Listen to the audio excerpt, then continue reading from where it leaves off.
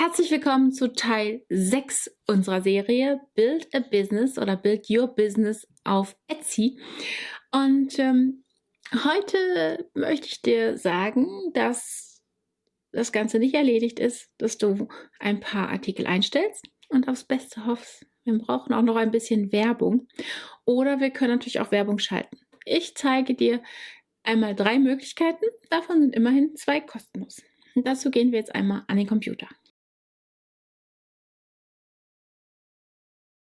Es ist ja eigentlich immer so, ne? Entweder man bezahlt jemanden, dass er für einen Werbung macht, oder aber man macht sich selber. Viel mehr Möglichkeiten gibt es da ja nicht, ne? Du hast bei Etsy das große Glück, dass du im Prinzip auf Knopfdruck Werbung ein- oder ausschalten kannst und das Ganze auf 1 Euro am Tag begrenzen kannst. Ne? Wo gibt es das schon? Ne? Also, ich zeige dir das einmal und dann zeige ich dir noch, wie man ja auch völlig kostenlos Werbung machen kann. Wir gehen einmal ins Etsy Dashboard und so sieht das dann hinterher aus, wenn du angemeldet bist, wenn du alles verifiziert hast, wenn du deine E-Mail-Adresse eingerichtet hast und so weiter. Dann bist du irgendwann hier und kannst hier auf Marketing klicken und dann hier auf Etsy Ads.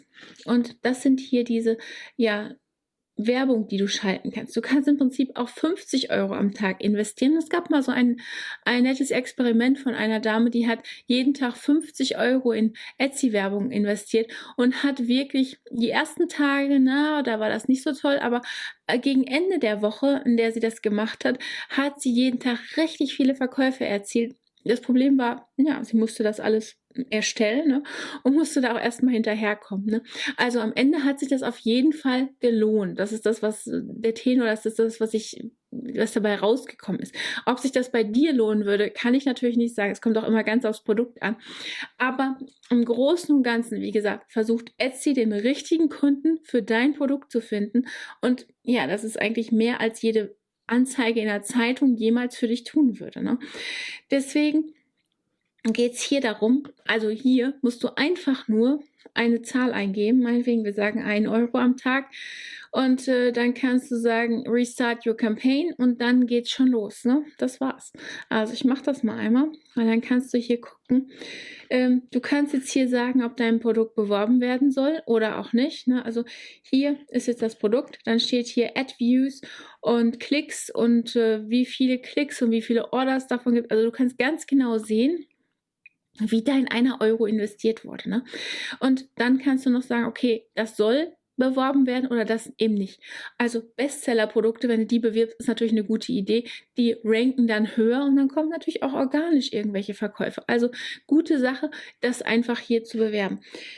Man sagt, Pi mal Daumen, pro Produkt ungefähr immer pro 3 Produkte immer 1 Euro. Das ist so ein grober Richtwert. Klar, mehr geht immer und je mehr, desto besser, ist auch klar. Also wenn du Geld zur Verfügung hast, was du für Werbung ausgeben kannst, ja, das ist eine gute Idee, weil Etsy sucht dann die richtigen Kunden für dich. Und das ist schon das Einzige, was du machen musst. Ne? Also du klickst da drauf und dann geht es auch schon los. Du kannst hier jederzeit dein Budget hoch oder runter setzen und du kannst hier unter Other Options, das ist ein bisschen wenig, nicht so gut zu erreichen, kannst du jederzeit deine Werbung auch ausstellen. Meine Empfehlung, stell sie nicht zu schnell aus. Ne? Ich meine, wir fangen irgendwie an und dann kriegen wir kalte Füße sozusagen und stellen ganz schnell unsere Werbung wieder aus. Das Problem ist auch hier, Etsy muss erstmal deine Produktlistings lesen, muss die richtigen Keywörter herausfinden und gucken, zu welchen Keywörtern es für dich die meisten Kunden gibt. Und das dauert alles seine Zeit. Ne? Das ist der Algorithmus, der da eine Rolle spielt.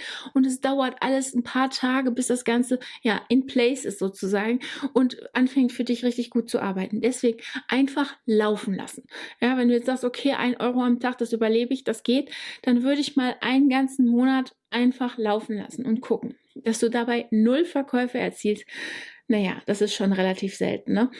Und dann wären das 30 Euro, die du ausgegeben hast, auch zu überleben, ne? Und das Schöne ist, du musst nichts machen, du musst dich nicht um Werbung kümmern. Und wenn du merkst, es funktioniert, du machst aus dem 1 Euro am Tag 2, ja prima, kannst du die Werbung auch erhöhen. Ne? Und so kannst du das immer steigern, bis du wirklich richtig viele Verkäufe erzielst und einen richtig guten Profit daraus erzielst. Ja? Und wann immer du das Ganze nicht mehr willst, ja, turn off Ads und gut ist. Ne? Das ist kein Problem. Das wäre eine Möglichkeit, oder das ist eine Möglichkeit, würde ich dir ans Herz legen, eine Möglichkeit, Werbung zu machen. Aber ist es mit einer getan? Wenn wir uns mal die großen Firmen angucken, sagen wir mal Rewe. Rewe geht jede Woche hin und gibt ein Prospekt raus. Dieses Prospekt findest du in jeder Tageszeitung oder in irgendwelchen zugehörigen Tageszeitungen. Nicht nur in deinem Ort, sondern deutschlandweit. Aber gut, sagen wir mal, es wäre jetzt nur in deinem Ort. Dann sind das Tausende von Prospekten, davon. Ja, die Leute brauchen alle Lebensmittel und sehr viele davon gehen auch im Rewe einkaufen. Deswegen stehen die Chancen ziemlich gut, dass die auch im Rewe landen. Aber es ist natürlich ein Streuverlust. Ne? Wenn ich aus Prinzip sage, ich gehe nie im Rewe einkaufen, ich kaufe immer nur bei Aldi oder Netto ein, hat Rewe Pech gehabt und ich werfe das Prospekt einfach weg. Das kann dir hier wiederum nicht passieren, ne? Weil derjenige, der auf deiner Anzeige landet, der hat das getan, weil er ein Keyword eingegeben hat, was zu deinem Produkt passt. Ja? Also der Streuverlust in dem Fall ist sehr, sehr viel geringer. Zweiter Punkt, nicht Etsy, sondern der Rewe geht auch nicht nur hin und macht diese eine Werbung, also nur irgendwelche Anzeigen oder nur irgendwelche Heftchen. Die schalten auch noch Anzeigen in der Zeitung. Die gehen auch noch hin und machen Werbung im Fernsehen oder die machen Werbung im Radio oder Werbung in der Zeitung. Also es gibt noch sehr viele andere Quellen, die Rewe nutzt, um Werbung zu machen. Wir können auch noch Facebook und Instagram und wie sie alle heißen nutzen. Und auch da wieder müssen die nicht selber posten. Die können das natürlich einfach einstellen und laufen lassen, weil die haben einfach mehr Geld als wir. Aber gut. Es sind Möglichkeiten und das ist für dich eine ganz, ganz einfache Möglichkeit, Traffic in Form von Besuchern auf deinen Shop zu kriegen, die dann hoffentlich deine Produkte kaufen. Garantieren kann dir das natürlich niemand. Wenn dein Produkt nicht schön ist, ich sage das jetzt einfach mal so provokativ, ja, dann wird es wahrscheinlich nicht verkauft. Ne? Aber wenn du ganz viel Liebe in dein Produkt gesteckt hast, in ein handgemachtes Produkt, ja, warum soll es denn nicht verkauft werden? Ne? Es gibt immer irgendwelche Leute, die irgendwas mögen. Ja? Also so viele Menschen, wie es gibt, so viele Geschmäcker gibt es zum Glück auch. Deswegen, du musst nur die richtigen Kunden für dein Produkt finden. Nur natürlich in Anführungsstrichen. Ne? Okay, das war die kostenpflichtige Möglichkeit. Jetzt möchte ich dir eine Dame vorstellen, die heißt Julia's Dreams Design und die verkauft einfach Grafiken. Also einfach nicht, aber sie verkauft Grafiken. Ne? Sie malt, digitalisiert das und verkauft diese Grafiken im Bundle oder eben auch einzeln über Etsy und über verschiedene weitere Shops. Du siehst, das ist gar nicht so günstig, ne? 19,04 € oder $19,04. Ja, im Moment sind wir auf Sale, weil es kurz vor Black Friday ist. Normalerweise wäre das noch um einiges teurer, aber gut, da ist auch eine Menge drin, deswegen lohnt sich das auch, weil du daraus wiederum deine eigenen Produkte erstellen kannst, deswegen ist das nicht für ein paar Cent so ab. Ich mache das mal wieder zu. Mir geht es darum, sie hat hier 374 Produkte drin und ja, die müssen jetzt irgendwie beworben werden. Also sie kann natürlich darauf hoffen, dass sie 374 Produkte mal 13 Tags und noch ein paar Tags aus ihren Produktbeschreibungen und so weiter, dass sie da gefunden wird. Ja, wird auch wahrscheinlich so sein, ne? Aber mehr Besucher gehen immer, ne?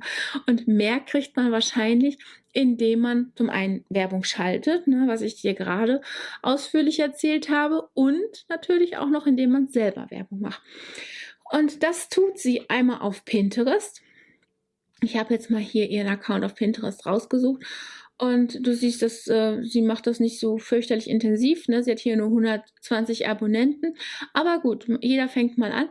Also, und postet hier ihre Produkte. Die wiederum werden gesehen. Und wenn die gesehen werden, werden sie angeklickt. Du siehst hier schon Etsy.com.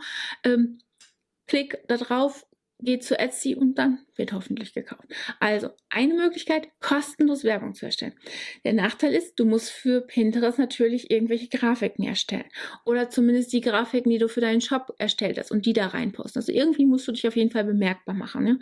Ist eine ganz eigene Plattform, gibt es ganz, ganz viel darüber zu erzählen, wie man da das SEO betreibt richtig und wie man da sich bemerkbar macht. Ist auch nicht alles immer nur so einfach und mal eben gemacht. Ja, gebe ich zu, aber wenn man es richtig aufsetzt, dann ist das definitiv eine gute Traffic-Quelle und eine gute Quelle für kostenlosen Traffic, den du auf deinen Etsy-Shop bekommst. Dasselbe gilt für Instagram. Und du siehst, hier kümmert sie sich sehr viel intensiver drum. Da hat sie nämlich 13.100 Abonnenten. Das ist ja schon eine Hausnummer. Und hier postet sie ihre ganzen Grafiken und zeigt auch, was man damit machen kann. Ne? Also richtig, richtig schön. Und dann sehe ich auch, ich habe hier eine Menge Herzchen dafür gekriegt, also eine Menge Reaktionen einfach da drauf oder Kommentare. Sie kann dann einfach ihre Produkte bewerben, indem sie über 13.000 Leute hat, die sich für ihre Produkte interessieren. Ne? Wieder keine Streuverluste hier. Hat sie natürlich die Möglichkeit, wenn sie da ein Bild reinstellt, direkt diese 13.000 Leute, die werden natürlich nicht alle ihr Bild sehen, aber sagen wir mal 1.000 sehen das oder 500. Dann hat sie 500 Mal die Möglichkeit zu verkaufen, ne? Und zwar ganz kostenlos. Ne? Also ja, auch wieder eine Möglichkeit, Traffic auf seinen Etsy-Shop zu bringen. Und es gibt da ganz, ganz viel drüber zu erzählen, auch hier bei Instagram. Wollen wir hier gar nicht machen. Ich will dir nur sagen, dass du mit einer Traffic-Quelle nicht auskommst, sei denn du nimmst bezahlte Traffic und machst das jeden Tag auf 50 € oder so, dann wirst du wahrscheinlich genug verdienen. Aber ist natürlich auch das größte Möglichkeit an Risiko, was du da hast. Deswegen, das sind weitere Möglichkeiten. Wie gesagt, du kannst ganz klein anfangen und dich einfach hocharbeiten, ist auch machbar. Also es gibt da Möglichkeiten, aber die Möglichkeit, nichts zu machen, die hast du nicht, weil dann wirst du auf Etsy einfach gar nicht gesehen oder durch Zufall wird vielleicht mal ein Produkt von dir verkauft, weil es mal ein Produkt gesehen wird. Ja, kann man so machen? Keine gute Idee. Ich hoffe, dir hat das Video gefallen und geholfen und ja, du denkst jetzt darüber nach, welche Werbung du für deinen Etsy-Shop und für deine Produkte machst. Und wenn dem so ist, dann freue ich mich, wenn du unseren Kanal abonnierst, die kleine Glocke anklickst, damit du benachrichtigt wirst, wann immer wir ein neues Video posten und vergiss nicht, auf den Like-Button zu klicken. Bis zum nächsten Mal. Tschüss.